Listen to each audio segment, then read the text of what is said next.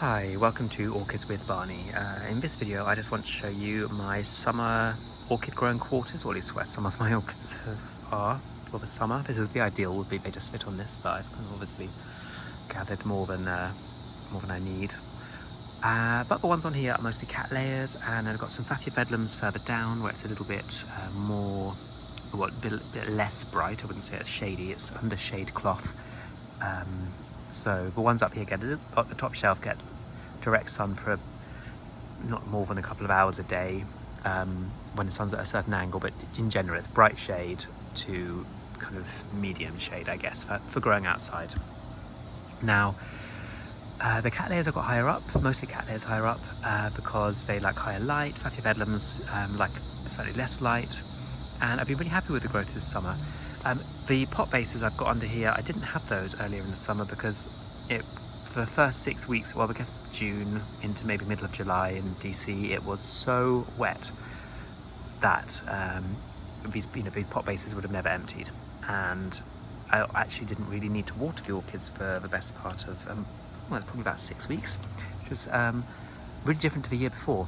And so I only put these pot bases under them sort of, I guess, at the end of July, some beginning of August, which makes watering a lot easier because I'll water them until the tray is full, and usually by the end of the day the tray is sort of emptied, or it'll be there won't be more than a day and a half of water in a tray. It means I don't have to water them quite as often, and when they're in active growth I don't like to let them dry out for sort of too many days at a time. You know, maybe a couple of days, 3 days is fine for them to be dry, but the Cattleyas I'm talking about, but more than that, and I think you start to have a detrimental effect when the old pseudobulbs get really shriveled. And they're growing in leca, these clay balls, and some of them are a mixture of clay balls and rock wool. Others are just in pure leca. A small number, actually only a couple of them, I put a little layer of sphagnum moss on the top of pure leca to hold a bit more humidity and further down. Just ways to experiment with growing in these largely inorganic medium that I can wash and sterilise and reuse. Although I have dabbled with the idea of going back to growing in bark, at the moment I have a supply of these inorganics, so fine, and some sphagnum moss. Right, so but we've been very, very happy with some things. So this Cattleya, I forget the name, I'll put it in the caption, but amazing, great big sheath, first time flowering, so very happy. I've noticed sometimes on the first time flowering of these plants, the previous leaf is actually bigger than the leaf that flowers, and the energy goes into, I guess, a flowering sheath. But as the plants mature, you tend to find that you get big leaves with a flowering sheath. This is Cattleya dowiana that's got a sheath, so I'm really happy about that, first time flowering. So fingers crossed it will flower here this autumn, this fall.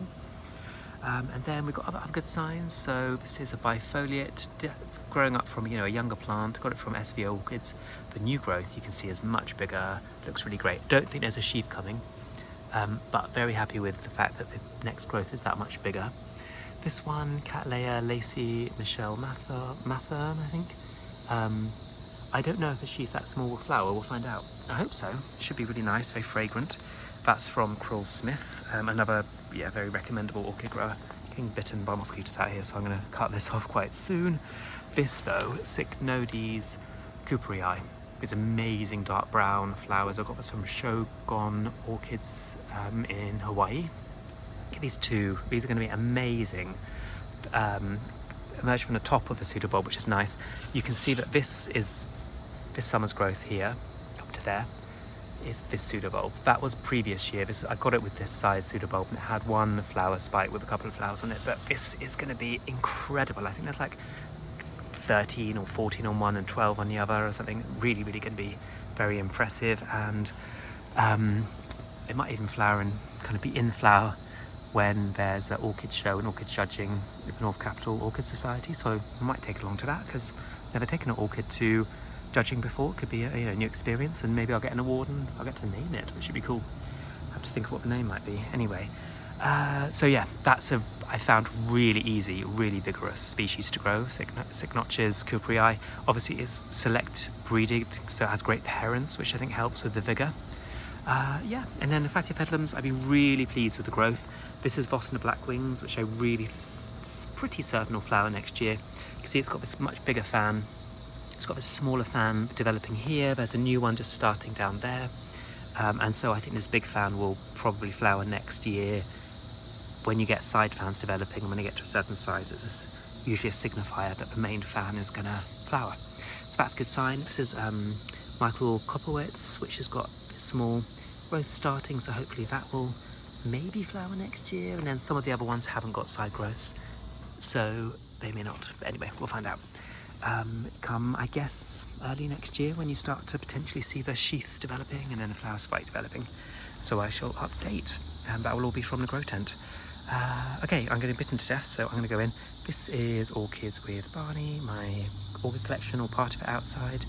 I hope you are doing well with your growing orchids, and thanks for watching.